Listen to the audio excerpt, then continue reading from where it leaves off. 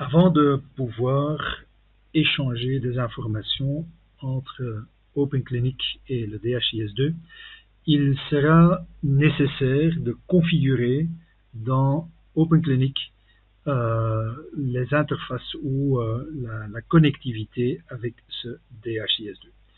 Clairement, dans cet échange de données, c'est plutôt OpenClinic qui prendra l'initiative pour générer et envoyer des données, et il n'y aura jamais le cas de figure où c'est le DHIS2 qui, à son propre initiative, commence à envoyer des informations à OpenClinic. Chaque requête, chaque envoi d'informations à partir du DHIS2 vers OpenClinic va avoir été initié par OpenClinic. Et donc, il est normal que ce soit dans OpenClinic qu'on va devoir configurer où se trouve le serveur DHIS2, où il peut être contacté, avec quel compte utilisateur on va pouvoir envoyer des données et interroger cette instance DHIS2. Pour ce faire, nous allons donc ouvrir notre application OpenClinic. Et on peut faire ça de différentes façons, mais donc avec la version locale que nous avons installée, on pourra simplement démarrer avec OpenClinic GA Login, et ça va nous ouvrir un onglet sur le navigateur par défaut. Alors, on se connecte à OpenClinic, et pour l'instant, on se connecte encore avec le compte administrateur par défaut qui a été fourni. OpenClinic. Alors, une première configuration qu'on va devoir faire, c'est donc cette connectivité. Et donc, on peut avoir accès à cette configuration dans le menu Système, Gestion. Et comme on est administrateur système, on a accès à ces menus. Je vais un peu agrandir l'écran pour que ce soit plus lisible. Et donc, à gauche, ici, on descend. Dans Réseau de santé, on va voir qu'il y a un menu qui s'appelle Gestion du DHIS2. Vous cliquez sur ce menu et nous obtenons un nouvel écran, un écran qui nous permet de configurer un nombre de paramètres de base pour la connectivité avec le DHIS2. Un premier élément, c'est le paramètre Enable DHIS2. Donc là, on va devoir le mettre sur 1. Par défaut, il est sur 0. Mais donc, il faudra mettre 1. C'est pour activer la connexion avec le DHIS2. Et puis, on va spécifier l'endroit où se trouve le serveur DHIS2. Donc, l'URI du DHIS2. Par défaut, c'est un DHIS2 ou une instance DHIS2 de démonstration de l'organisation DHIS2, mais nous on va mettre ici l'URL ou l'adresse du serveur DHIS2 de développement du Burundi. Et donc cette adresse, c'est HTTP, c'est en fait le DHIS2 auquel on s'est connecté là tantôt. Voilà, DHIS2 dev .mspls.org, et voilà, c'est tout. Puis on va spécifier également l'extension qui va être ajoutée à cette URI pour avoir accès à l'interface de programmation du DHIS2. Dans le cas du Burundi ou du serveur du Burundi, c'est bar API. On spécifiera également le port qui est sur lequel écoute ce serveur DHIS2. Et donc dans notre cas, c'est le 8080, on le laisse comme ça. Ensuite, nous allons utiliser notre nom utilisateur. Donc c'est le nom utilisateur que vous avez reçu pour la formation. Et donc ce nom d'utilisateur peut être saisi ici, ainsi que le mot de passe.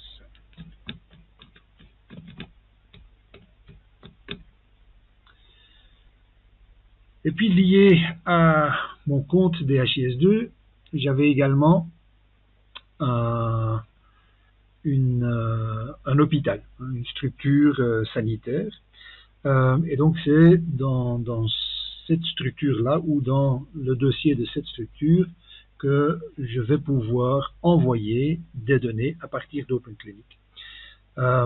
Mais évidemment, il faudra identifier cette structure dans le DHIS2. Et donc, dans les identifiants que vous avez reçu en fait le nom d'un hôpital. Ça peut être l'hôpital de Bubanza, l'hôpital de Gitega, etc. Mais en fait, en réalité, cela n'est pas le numéro d'identification unique de cette structure de soins. Il faudra aller chercher ce numéro de structure dans l'instance DHIS2. On va faire ça dans une minute. Avant d'entamer cette recherche, nous allons d'abord sauvegarder les données que nous avons déjà saisies, parce qu'on voudra, avec les jumelles, interroger le nouveau serveur DHIS2 qu'on a configuré ici. Je clique sur sauvegarder et je reviens dans le même écran.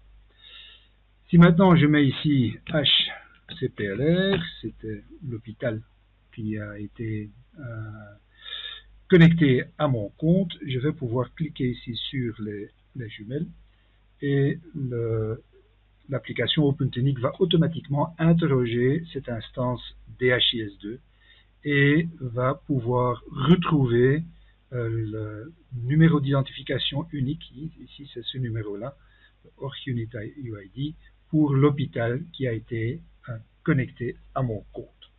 Et donc je vais cliquer ici sur choisir.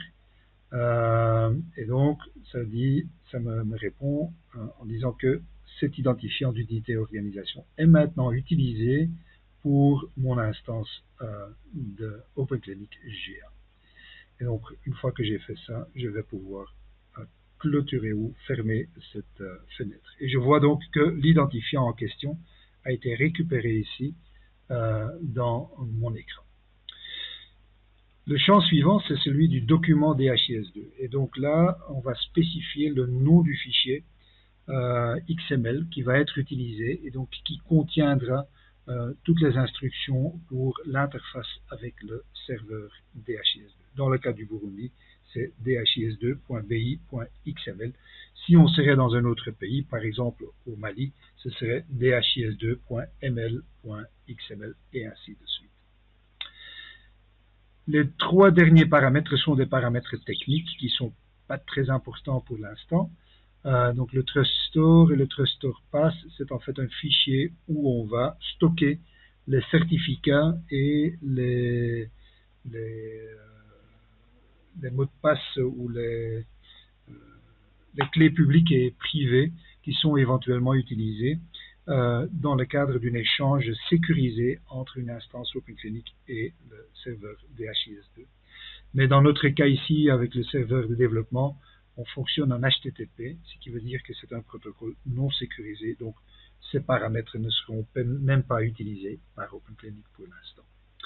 Le dernier paramètre Sendful DHIS2 Dataset signifie que chaque fois que nous allons envoyer des données dans le DHIS2, par défaut, le système va seulement envoyer les données pour lesquelles il y a quelque chose de disponible. Par exemple, si j'ai des patients qui sont décédés de malaria et je dois les rapporter, si j'ai pour une tranche d'âge de 5 à 10 ans pour les hommes, j'ai en fait un nombre de cas de malaria que je dois rapporter, je vais les envoyer.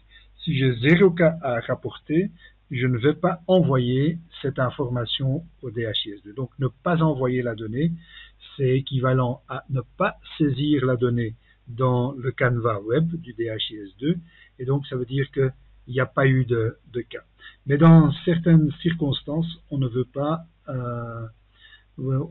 vraiment accepter que ne pas envoyer soit équivalent à 0, Et donc, on peut parfois forcer le serveur d'envoyer, même pour les différentes cases ou pour les différentes valeurs de données pour lesquelles on n'a rien trouvé, d'envoyer une valeur 0. Mais donc, le résultat, c'est qu'on envoie énormément de 0 vers le DHIS2. Mais bon, ça permet de faire la distinction entre les données ont été oubliées ou ils n'ont pas été données, n'ont pas été fournies, et être sûr qu'il y avait 0 cas.